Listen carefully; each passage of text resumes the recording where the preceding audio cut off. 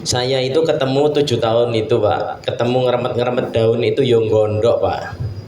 Mesti ini mudah kerja berat, mudah cara membuatnya, berat meyakinkan orangnya Pak.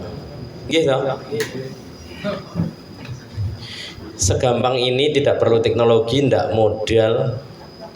Tapi ketika cerita ke panjenengan yang senior bertani, weleh meneh nek ora dipupuk ora mungkin panen, wah itu wis abot Pak. Kecuali saya masuk itu di saat orang itu tanamannya bermasalah, baru di situ gentenan tak buat perjanjian Pak. Nek tanduranmu iki kok iso mari tenan, kayak yo iso panen tenan dan bagus, saya minta satu, kamu ceritakan ke petani yang lain. Kontraknya hanya itu Pak. Alhamdulillah sampai akhirnya direspon banyak petani. Oke, ada pertanyaan Pak? Nggih, boleh. Dari sini aja ya Pak. Boleh. Pertama Pak, saya bukan mau bertanya, saya ingin menjelaskan apa yang saya pahami dari Pak Ansar. Pertama tadi kalau biosaka itu bekerja di level sinyal ya Pak ya, atau gelombang. Berarti kalau pertama tadi bahwa aturan rumusannya adalah berkatnya adalah tanah kita ini nggak ada masalah. Menurut rumput. Ya. Itu pertama bahwa tanah kita ini nggak ada masalah, walaupun kami sebagai penyuluh dan yang lain di bidang pertanian bilang tanah ini udah sakit. Tapi ini kan ada opsi yang lain bahwa yang menurut rumput tanah kita ini nggak ada masalah. Dan saya mencoba mempercayai itu Pak, dan saya sepertinya yakin. Itu yang pertama, saya pegang itu Pak. Yang kedua, kalau kita membuat biosaka, kalau tanamannya yang sehat, berarti dia akan memberikan sinyal yang positif ke tanaman yang kita aplikasi. Kalau rumput yang tahan panas kita aplikasikan ke tanaman yang kita tanam, berarti dia tahan terhadap panas. Nah, bisa nggak kemungkinan seperti ini Pak? Misalnya daun kunyit itu mengandung, dia itu tidak disukai penyakit. Berarti logikanya kalau kita menggunakan daun kunyit atau jahe atau mingga atau tanaman yang potensial untuk pestisida nabati, kalau kita gunakan untuk biosaka seperti itu nggak nanti sifatnya. Berarti nanti tanaman yang kita aplikasi dengan tanaman obat ini, tanaman ini akan terlindungi seperti itu Pak. Ya, itu yang pertama. Yang kedua, biosaka ini udah lama Pak kita dengar, termasuk saya juga menyebarkannya Pak. Kami ingin tahu Pak, sebetulnya ada nggak kesalahan fatal yang perlu kami hindari sehingga ini bisa maksimal? Ada nggak titik poinnya, checkpointnya di mana Pak, supaya kami nggak gagal melaksanakannya? Itu yang kedua. Yang terakhir Pak, yang ketiga, ini bagaimana cara aplikasi biosaka ini ke tanaman yang tinggi, misalnya kelapa. Kami Pak di Banyumas banyak kelapa atau cengkeh, ini gimana caranya? Dan kalau di tanah bisa nggak diaplikasikan? Seperti itu Pak. Terima kasih. Terima kasih. Biosaka menularkan frekuensi adaptasi, itu bahasa simpelnya di bahasa petani. Tapi karena yang nanya ini akademisi Pak, saya akan jawab bukan dengan sudut pandang yang itu Pak. Bahasa yang paling simpel mengajarkan petani adalah dengan bahasa perumpamaan, bener ya? Nah, kalau dengan ada seorang ahli profesor terus datang di depan petani pakai bahasa Latin, apalagi pakai bahasa Inggris, pesertanya turu kabeh Pak, dianggap dia tidak dihargai.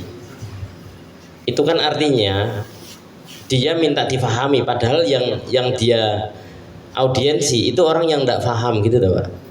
Nah, kalau dengan bahasa yang lebih objektif secara ilmiah Pak, sebenarnya yang mau saya semprotkan adalah bahan kimia yang sama yang terdapat pada pigmen yang paling luar yang kita lepaskan. Kira-kira kalau bahan kimia itu kita semprotkan menjadi pelapis bahan tanaman budidaya kita, itu akan mempengaruhi kinerja dari tanaman budidaya tidak? Orang ini untuk kena sinar matahari agar tidak gosong kulitnya, tidak perlu kita harus latihan dulu panas-panasan Pak. Cukup dipoles dengan sunblock namanya, gitu toh. Kita sudah nyaman kena panas, meskipun panas kita merasa nyaman, kulit kita nggak jadi hitam. Boleh nggak ini namanya skincare-nya itu yang kita tembakkan untuk melapisi tanaman budidaya kita. Nah, jadi biosaka ini bisa fatal atau tidak? Bisa Pak. Pakai sunblock nek sak wadah di kafe ini malah kulit kita yang terbakar Pak. Ada cara pemakaiannya. Meskipun itu pelindung matahari ora terus sak karep-karepe dhewe men apik langsung nuweplok ya engko dadi badut gitu Pak ya. Jadi kenapa saya ada dosis kok hanya sedikit gitu? Itu melalui uji. Terus saya sebenarnya sudah sering menyampaikan dalam forum-forum sebelumnya waktu saya masih bersama Kementan di era menteri dan dirjen sebelumnya. Biosaka itu dulunya sebelum saya tahu bisa disemprot, biosaka itu saya kocor. Biosaka itu kalau dikocor ke cabai, ke tomat, ke terong, ke apa yang kita tanam itu dampaknya bagus. Berarti biosaka secara hemat boleh dikocor nggak? Boleh, gitu loh. Saya itu sudah menceritakan ini tapi orang nggak nangkep. Tapi pada saat itu saya sungkan Pak dengan pelaku organik. Makanya tak sampaikan dengan bahasa perumpamaan. Dulu sebelum saya tahu biosaka disemprot itu, tak kocor. Biosaka tak kocor kok bagus. Begitu tak semprotkan kok tanamannya terbakar. Nah itu yang saya tertarik sehingga dosisnya tak turunkan sehingga dapat dosis yang minimal. Jadi air biosaka itu dosisnya 100 ml dikocorkan ke terong, bagus Pak. Tak turunkan dosisnya 30 ml ke terong, masih bagus. Tapi begitu tak semprotkan ke tanaman lewat daun dosis 100 ml kok mati, kebakar kering Pak. Wah ini kan berarti bagus. Saya mikir wah ini ada energi yang berbeda yang tidak bisa. Tapi waktu tak pakai nyemprot rumput kok rumputnya nggak mati, gitu loh. Loh ini tak semprot ke tanaman gosong kok tak semprot rumput nggak mati. Di situ mulai ada analisa. Ternyata rumput ini sesuatu yang luar biasa. Tapi bukan luar biasanya itu. Sesuatu yang terbiasa, apalagi tubuhnya. Orang sing kulino mangan tiwul wis cukup gitu toh Pak. Tapi ndak pernah mangan tiwul. Itu ya repot mangan tiwul. Orang yang sering makan tiwul mangan ning di Jakarta pakai nasi dan KFC, mangan kursi-kursi sak mini yo opo arek iki. Iki mangan apa gadul lawo soalnya tumbukane sego sak mini ayamnya gede to. Iki nek wong sing utun, Pak, ayamnya disisinge ngono neh, nggo lawo engko gitu to, Pak. Tapi itu tidak begitu. Nah, ada cara adaptasi yang berbeda antara rumput dan tanaman budidaya. Yang saya pikir itu adalah bahasa rumput. Dan saya menyimpulkan tanaman budidaya tidak paham bahasa rumput.